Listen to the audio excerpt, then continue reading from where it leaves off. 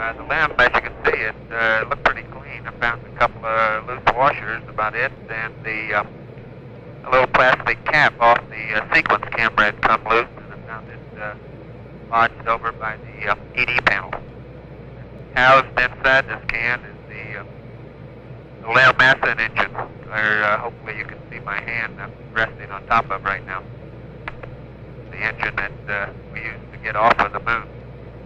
Immediately adjacent to the engine cover here, I have my hand on a white box now, which has been shown before. This happens to be Jim's bliss, the backpack which will supply oxygen and water for cooling while on the lunar surface.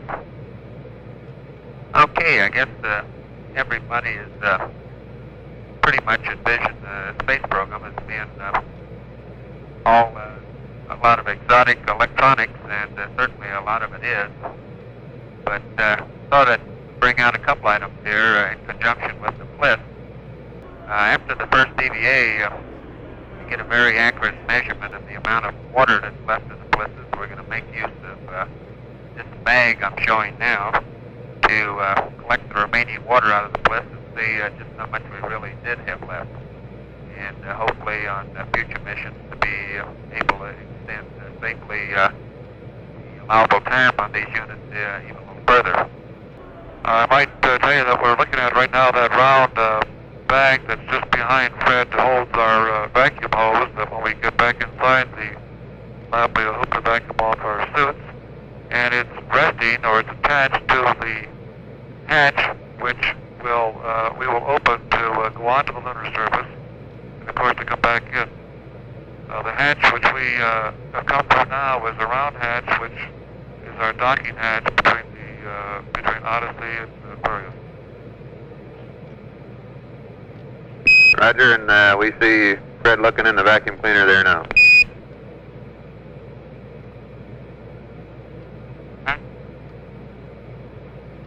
Okay, what I have out now, Jack, is LEVA, which has also been shown before. It's a head garment for wearing out on the surface.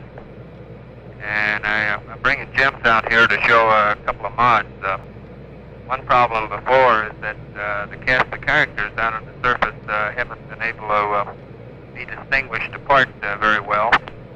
So not only Jim's suit has some red stripes on it, but as you can see, his LEVA also has a red stripe. Can you see any detail in this picture now, or am I blocking out too much of the sunlight? That's affirmative. We got a good picture of the LEVA there, and it's coming through loud and clear. We're in average, Jack.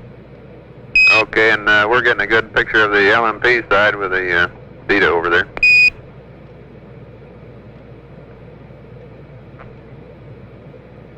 Okay, Jack, I'm looking out the right window now, and not too far off in the distance now, you can see the objective. And I'll zoom in on it here a little and see if it brings it in better.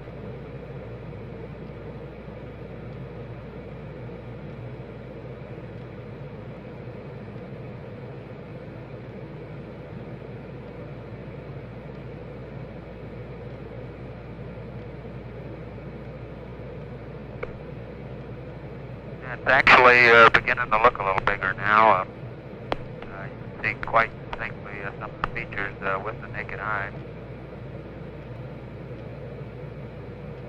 This little tape recorder has been a big benefit. Has been a big benefit to us in passing some of the time away in our transit out to the moon. And it's rather odd to see it floating like this in Odyssey while it's playing the theme from 2001.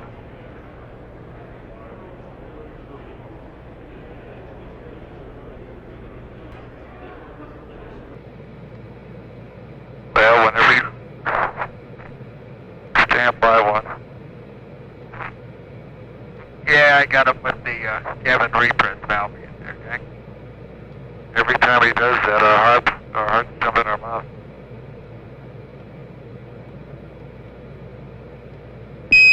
Okay, Jim, been a real good TV show. We think we ought to conclude it from here now. What do you think?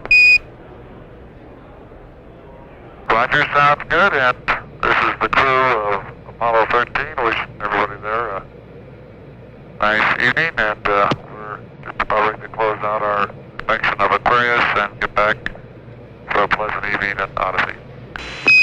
Thank you, 13. Apollo Control Houston, 55 hours, 47 minutes. Apollo 13 presently at 177,861 nautical miles away. 13, we've got one more item for you when you get a chance. We'd like it to stir up your cryo tanks. In addition, I have a shaft and trunnion for a look at the Comet Bennett if you need it. Stand by. All right. Both have mattered as well as watch it. Okay.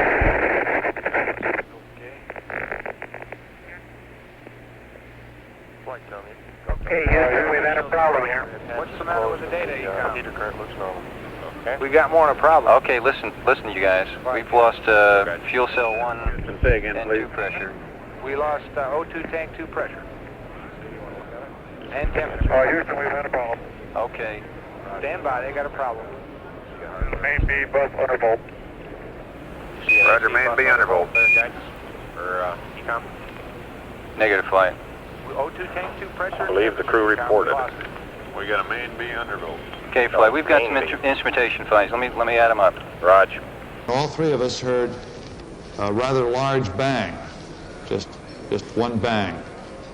Now before that, Fred, being in the lunar module, had actuated a valve which normally gives us that same sound.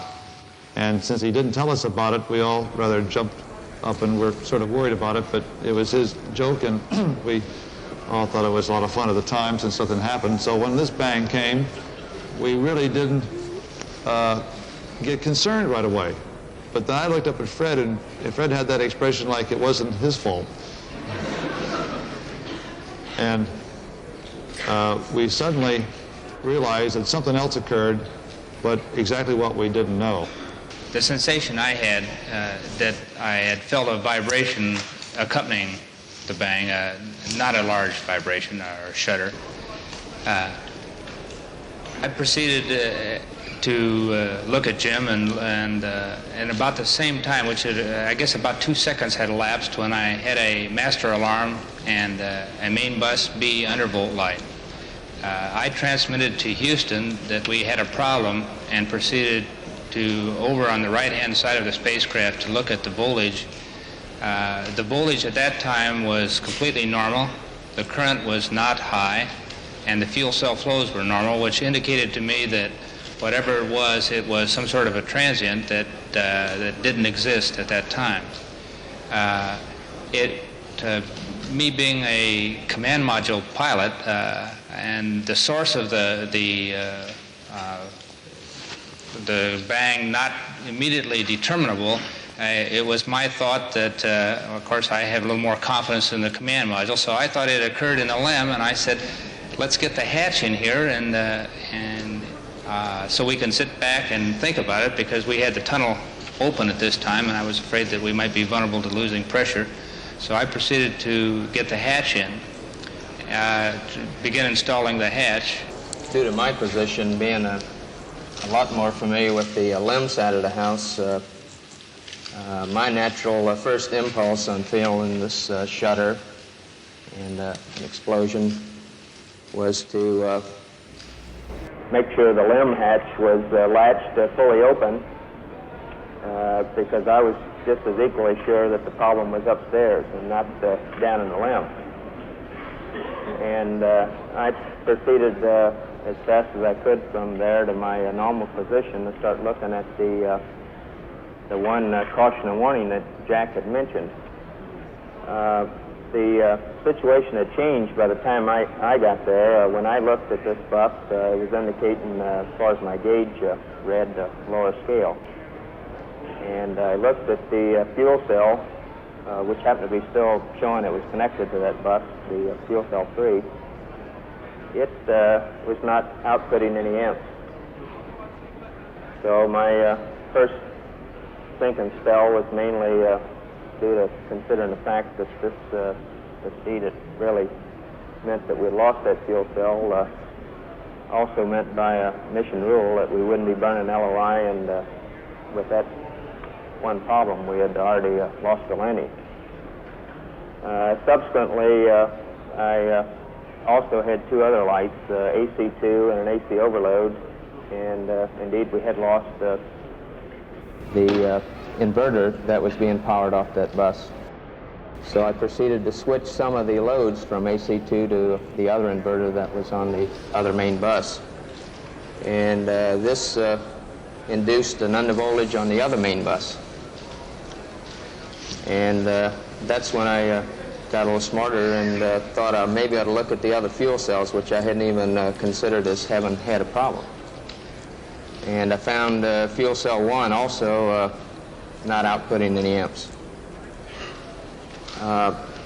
From this point on, we were kind of under the hands of Houston and further troubleshooting. I abandoned my efforts to put in the hatch when Jim noticed we had considerable venting out the side of the command module, so it indicated we were losing some sort of liquid or material from the area of the service module.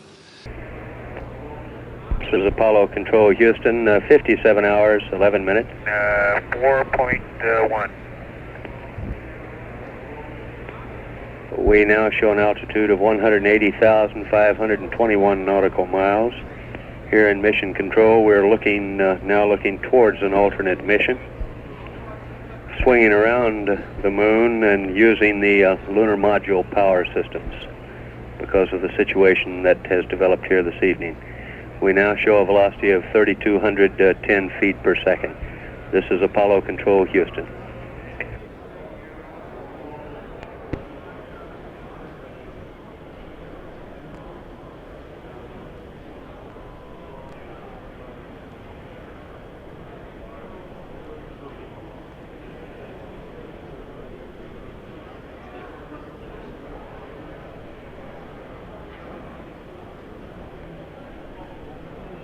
Tell me you from flight. Go ahead, flight. I want you to get some guys figuring out minimum power in the LEM to sustain life. The accident had occurred 200,000 miles from Earth. Lovell, Swigert, and Hayes rode in the Lunar Module attached to a lifeless command module. Apollo 13 had started as a mission of scientific exploration. It was now a matter of survival. Since the command module was dead, except for the oxygen and power hoarded for re-entry, the guidance platform of Aquarius, designed to land on and take off from the moon, would have to be used. The first milestone, and I consider this after the accident, I guess, more or less the survival now. The first milestone was to get alignment on the LEM platform. Alignments are important, you know, because without knowing exactly which way the attitude of a spacecraft is in space, there's no way to tell how to burn or how to use the engines of that spacecraft to get the proper trajectory to come home. So we had to have an alignment on board the spacecraft. We knew that the command module was going to lose it pretty soon because we're going to lose power. So as we worked, Fred and I went into the Lunar Module. Fred got the power on. We started to align the platform. We used a procedure that was in the activation checklist. Jack gave us the angles. There was a little bit of arithmetic involved in all these procedures, and I had on occasion during practice to fail my arithmetic test, and I was so concerned about being sure that this arithmetic was correct that I had actually called down to the ground, let them do the math, came back in and put it in. But we did get a platform alignment, and that was our first milestone. From then on, it was an entirely different situation, and this little model might tell you exactly how we were. Up until the incident, the normal command is in the command module. Control is by the service module engines, as RCS engines, as far as attitude control goes. But we transferred our command to the Lunar Module, and we are using the Lunar Module engines for control. We had done some practice in this before, but really had never thought that we'd ever have to use this particular control situation. And to get control of this vehicle, in pitch, you have to use one translation controller in one way, and in roll another way, and in yaw you can use the ACA. So what we did, Fred would handle one part of the control and I'd handle the other in controlling the maneuverability of the spacecraft. We also had back here a service module that was completely filled with main engine fuel. We had used very little of it, just in one small mid-course burn. And also we had RCS engines that were almost completely filled with fuel. An important point to remember at this time, too, is the fact that we had gotten off what we call the free return trajectory. We had done our mid-course maneuver sometime before, and this meant that we were no longer on a path that would allow us to be swung around the moon and come back towards the landing spot on the Earth. We had gotten off this trajectory because we wanted to go to our landing site. So the first thing the ground told us to do was to burn the DIPS engine, the descent propulsion engine, to get us back on that free return trajectory, which, if I remember correctly, was going to get us into, what, the Indian Ocean, wasn't it? Yes. I think I lost track of oceans after a while. Yes, it was an Indian Ocean at about 155 hours. About 155 hours. Aquarius, and you go for the burn.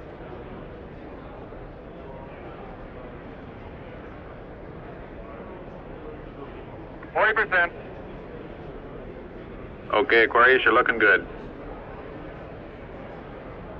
Auto shutdown. The first problem was solved. They were back on the path to Earth. But there were many other problems to be solved. From a building at Houston's Manned Spacecraft Center, systems experts coordinated the coast-to-coast effort to get the crew back. One of the big problems was consumables. There would be enough to eat and drink.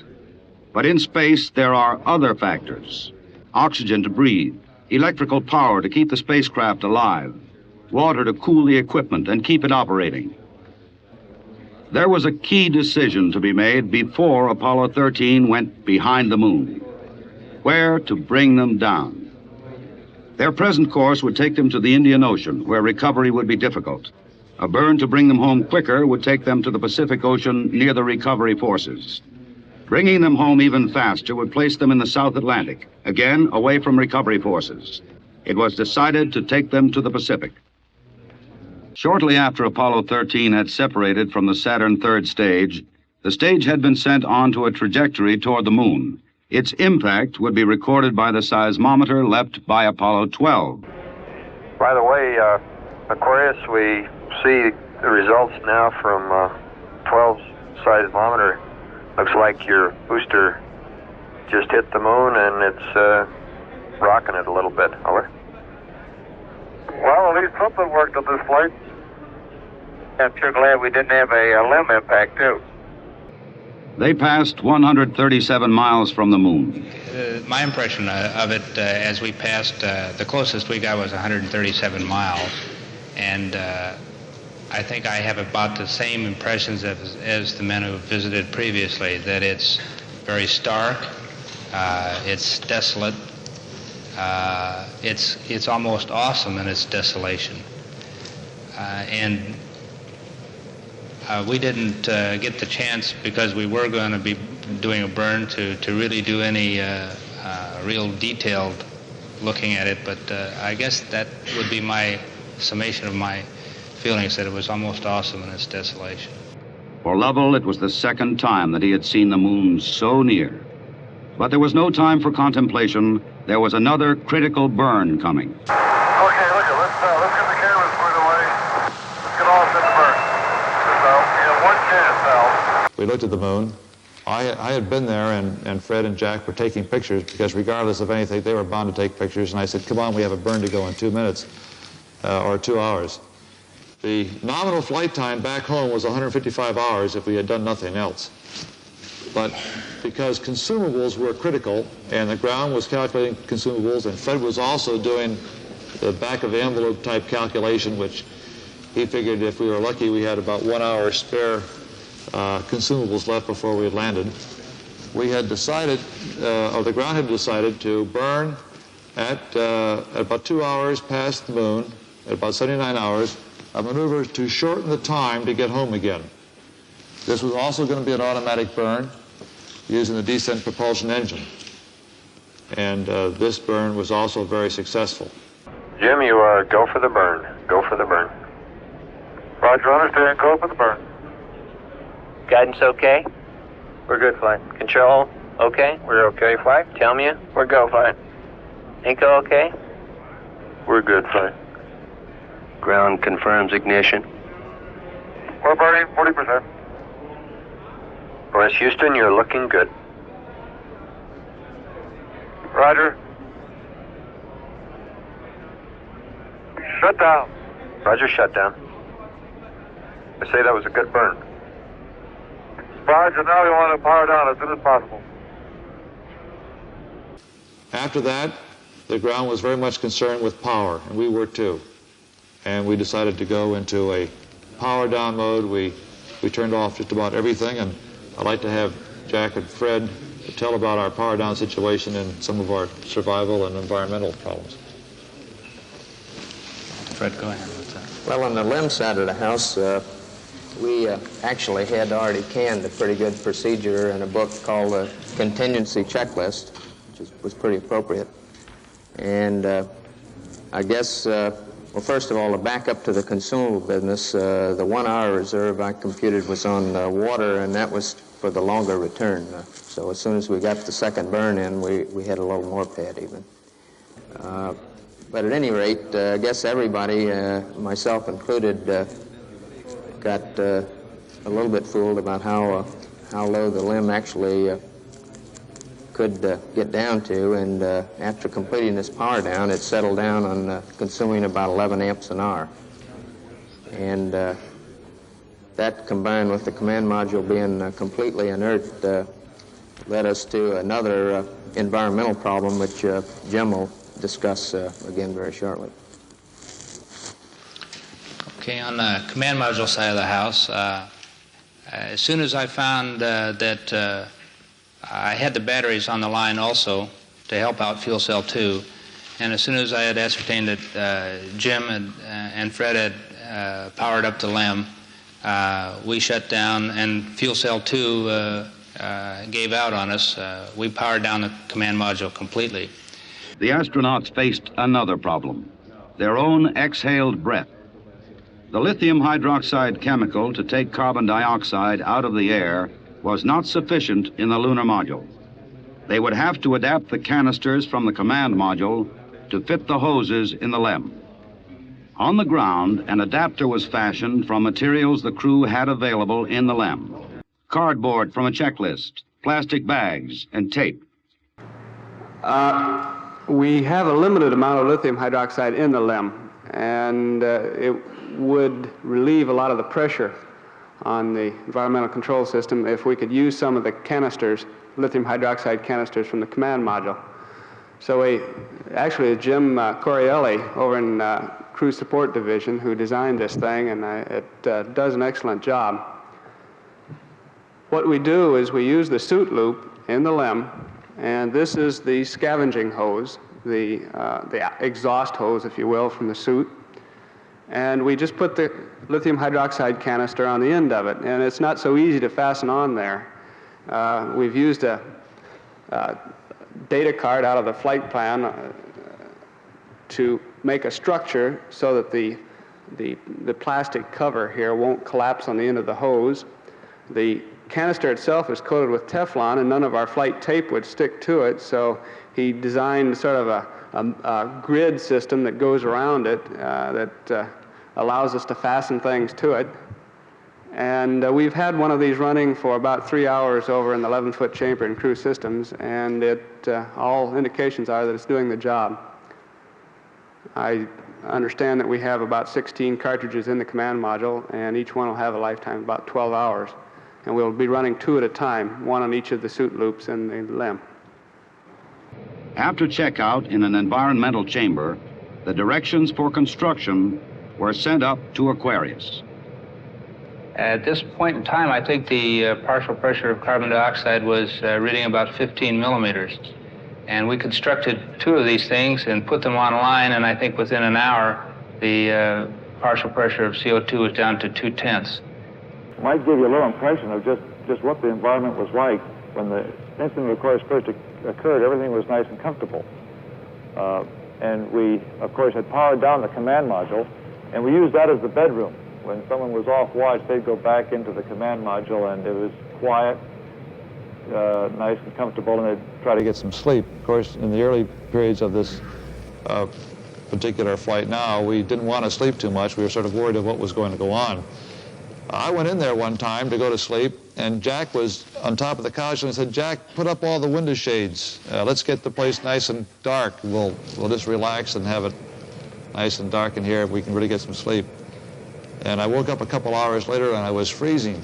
As normally happens, putting up window shades in space cuts out the sunlight and normally cools down the spacecraft, but in most flights, the heat from the systems will quickly rewarm it, and as soon as we get the window shades up, it'll be in normal position again. But we got the window shades off after that, and the spacecraft never did warm up again. Command module just slowly kept going down in temperature until I think just prior to reentry, it was down to about 38 degrees. And along with that, it was a sort of a chilling coldness. The walls were perspiring, the windows were completely wet, and it wasn't too healthy. I recall that we went in there to get some hot dogs one day, and it was like reaching into the freezer for the food. Just one couple of anomalies that we had. We did find that we had one water leak in the LEM, which I discovered when my feet got wet. The LEM water gun was leaking, and we shut that off. I guess it leaked about a quart of water, I would estimate. But it took me about 2 days to get my feet dry, and of course, I think you were all aware that the temperatures were going down in both vehicles, and it's made for very chilly feet for a couple days. Of course, as the temperature went down, we became concerned about keeping warm, and Fred and I broke out our lunar boots, which we had stowed away in the lunar module, and Jack looked at his wet feet a couple times. But he had an extra set of underwear, so he put that on. We actually had a third little sleep restraint, which Fred then put on and buttoned up and kept a little bit warm. One of the biggest problems we had was one which might have hurt our trajectory, and that was that we didn't want to dump things overboard. As it turned out later on, it was more of an imaginary problem than we thought at the time. However, we thought we were told anyway that don't put any wastewater dumps over the side because it might disturb the trajectory, and we're tracking you, and we want to make sure that you can come back and hit the proper angle to re-enter. And Fred, why don't you tell them what we did with all that stuff?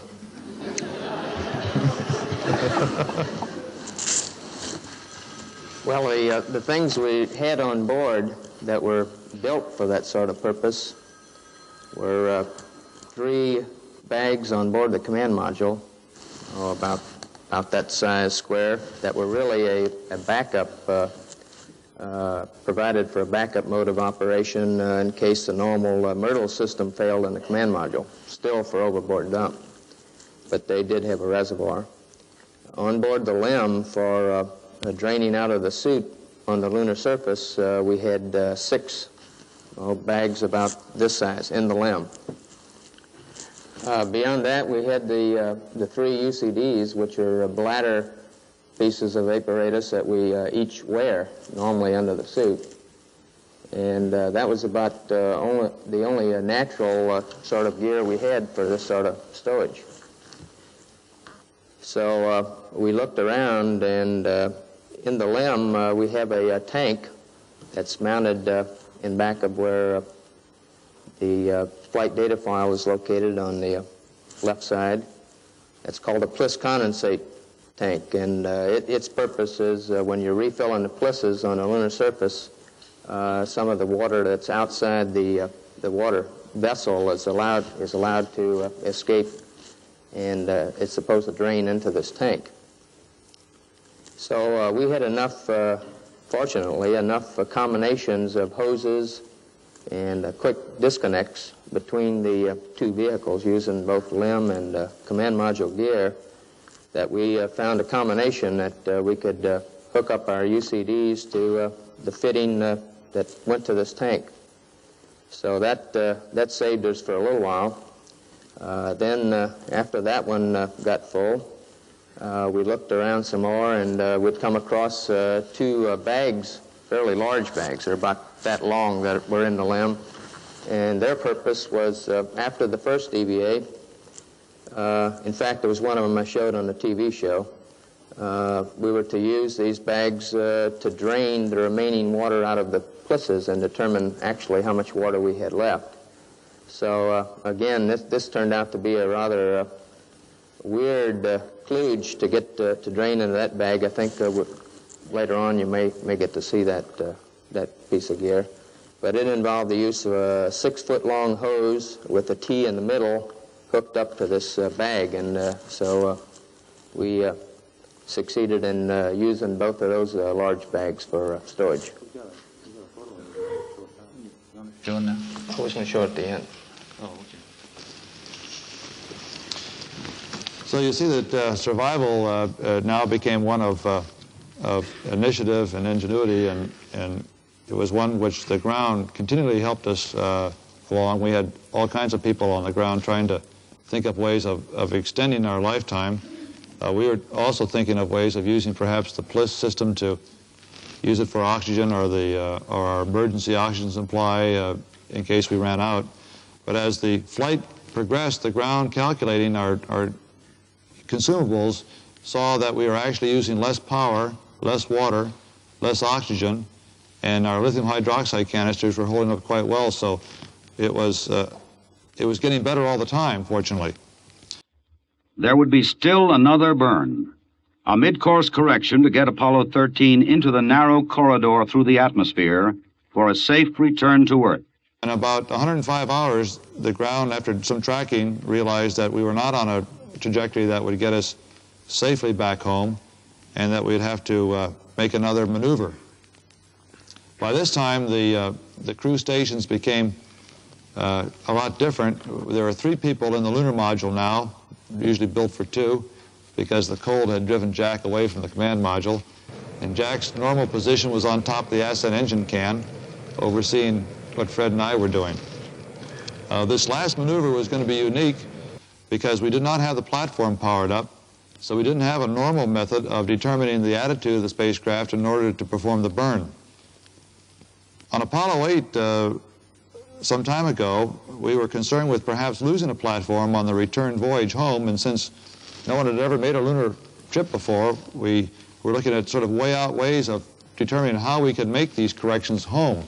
And some of our people here at MSC had come up with an idea about using the terminator of the Earth to orient the spacecraft and then the sun position to get orientation and pitch.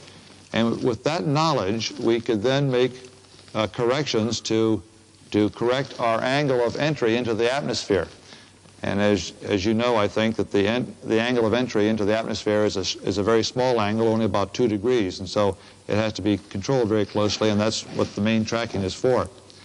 So at 105 hours, they gave us instructions to relight the descent engine, to orient the spacecraft in this manner, and give this particular procedure a try. And when they read up the procedure to us, I just couldn't believe it, because even on Apollo 8, I thought I'd never in all the world have to use something way out as this. And here I was on Apollo 13 using this very same procedure that was developed some time ago. We're at burn attitude, flight. Knowledge. Ignition. Thrust looks good. This maneuver again was completed on time, and because it was a manual burn, we had a 3-man operation. Jack would take care of the time. He'd tell us when to light off the engine, when to stop it. Fred handled the pitch maneuver, I handled the roll maneuver, and I pushed the buttons to start and stop the engine. So maybe we ought to recommend a 3-man LEM after this, I don't know. Again, after this maneuver, we were again powered down, and it became one of just merely hanging on. Our Our maneuvers from then on were merely drifting, and they were done to keep the thermal control in the spacecraft as even as possible so that one side wouldn't cool off too much or the other side wouldn't heat up.